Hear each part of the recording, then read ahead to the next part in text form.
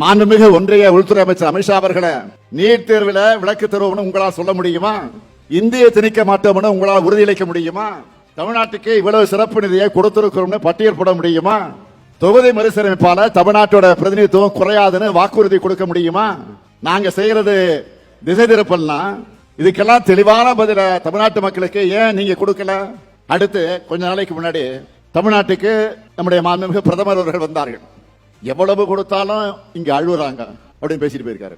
நான் மிகுந்த அடக்கத்தோடு மரியாதையோடு மாண்புமிகு பிரதமருக்கு நினைவுபடுத்த விரும்புவது, ஒன்றிய அரசிடம் கையேந்தி நிற்க மாநிலங்கள் பிச்சைக்காரர்களான்னு யாரு நீங்க கேட்டது, நீங்க சொன்னது, அதனாலதான் நினைவுபடுத்துறேன். நீங்க பேசுனது என்ன?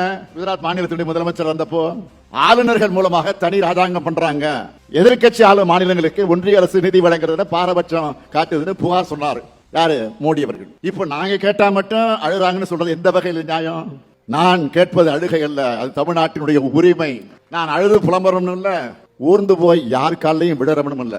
உறவுக்கு கை கொடுப்போம், உரிமைக்கு குரல் கொடுப்போம். இது யார் கத்துக் கொடுத்தா? நமக்கு யார் சொல்லிக் கொடுத்தா? நம்முடைய தலைவர் கலைஞர்.